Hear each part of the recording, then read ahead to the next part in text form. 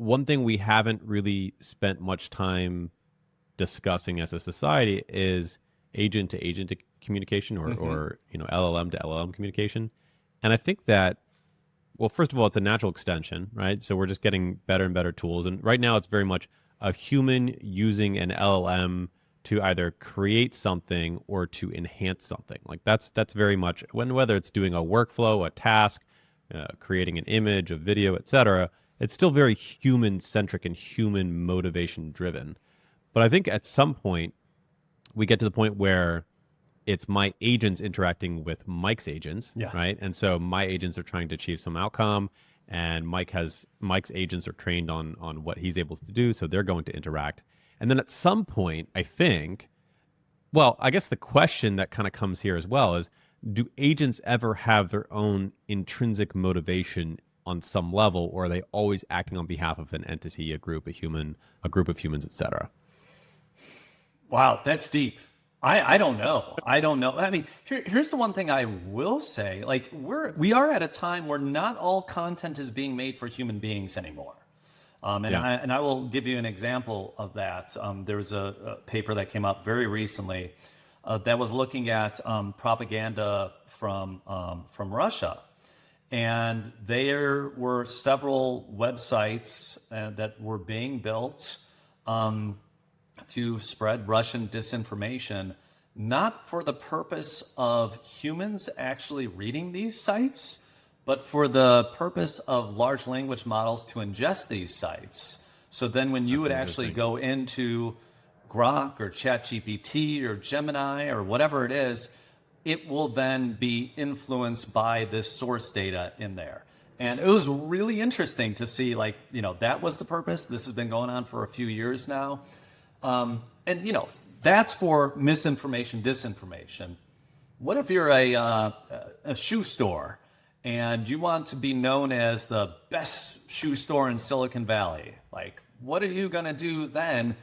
You could actually, before you would be like, okay, I got to get it to the top of the Google algorithm. Now, what might matter more is like, well, I want ChatGPT when somebody's asking about shoes to say, hey, you seem to be nearby this place. This would be a great place to go. And like use these techniques to influence the models themselves on that. So, it is ultimately for a human, I guess, ultimately. But a lot of the in between is just to say, like, hey, language model, like me better. Yeah. Yeah. I have Yeah. status, like me better, because then eventually you're going to show that to the human.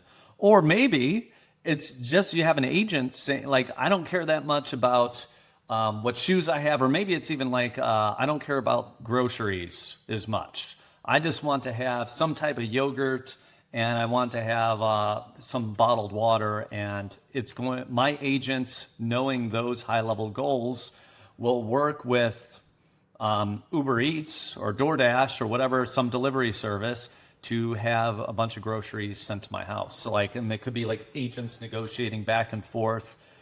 Yeah. I mean, I think at the end there's going to be some human goal or something that is trying to optimize for cost, time, health benefits or something in those cases or whatever it might be, and you will give the agent those tasks. But a lot of this might just be, one agent negotiating with another agent, and magically later, an hour later, your food shows up. Yeah. I mean, I think eventually, I think you hit an abstraction level where, say you have a ad buying agent and then Hmm. you have an ad providing agent, right? So, Google Ads, and they have their agent, and you're a business, and you have an agent that's going to go out and buy ad placements on different websites, et cetera, and you negotiate the price. But I think we do get to a point where it's the ad buyer is buying ads from the ad placement agent, and they're creating ads that are going to be shown to other agents. Hmm. And those, so it's like my representation is talking to your representation to buy something to sell to someone else's Yeah. reputation, or representation. So it gets really weird really quickly.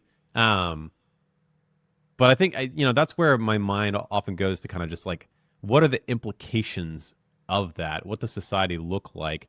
How much do agents kind of melt away and just become a substrate of our economy and of our world where we don't even see them. They just melt into the background, but then everything else happens on top of them. I don't know. It It's could weird be. and kind of heady to think about. I mean, I think the one place where people might already be experiencing this is within email. Um, I'd be willing to bet, like, versus a couple of years ago, the amount of email that is hitting people's inboxes that is in some way, large way, like written by an AI is significantly higher than what it used to be. Like, Hmm. it's a measurable percentage already. And it is just going to get higher and higher. And we're going to get to the point where you put a few bullets in, I think this was actually like a New Yorker cartoon or something like that that was being passed around, or similar to that, where you put a few bullets in, you say, hey, generate a nice fancy email for my boss on this based on your couple bullets. It does that. You send it to the boss. Boss takes that email, doesn't read the email, has their eyes say, hey, can you condense this down to a few bullet points for me? And that's, ultimately there's this weird abstraction where, like, at one end it's the same output and inputs, but there's almost this ruse going on in between of agent making longer and fancy, agent making it less fancy and more readable on the other Yeah. side of it. There's going to look, I think there's going to be a lot of inefficiencies. There is going to be a lot of just weird tactics like that are happening, because here's the reality. Like, we're not, AI is not coming to us like with a clean slate. We are at businesses already that have processes, that have all of these kind of things already in place, and it is damn hard to remove bureaucracy, remove process, especially because sometimes you don't know even why it's there or whatever it might be. Those things really take effort. And it doesn't matter if you are a government agency, a nonprofit, or an existing company. And the bigger the entity, the harder it is to remove those layers, which is one reason why I do see in the future, like, there's a big advantage right now for somebody who is a solopreneur or a very small team saying, we're going to be AI first from day one, versus competing with a much larger company who has all the resources in the world but can't integrate these things fast enough, can't keep up with any of this stuff. And, like, that's a big disruptive change that I think we haven't yet begun to see. But I mean, I see it day in and day out, just like with the startups, with the people. I was meeting with somebody today, and this ideal size of this entrepreneur's team was way smaller than what I would have been, even just a few years ago for, like, the ideal end states. And that's because, like, you have And AI the doing so time to much. market is also way faster as well. So Way they're getting fast. feedback far more quickly. Yeah, absolutely. If you enjoyed that clip, there is much more of that conversation. Make sure to check out the full interview where we get into so much more. And if it was helpful, click the like and subscribe button. If not, no worries. Hopefully, I'll convince you next time. I hope you have a wonderful day and enjoy wherever you are.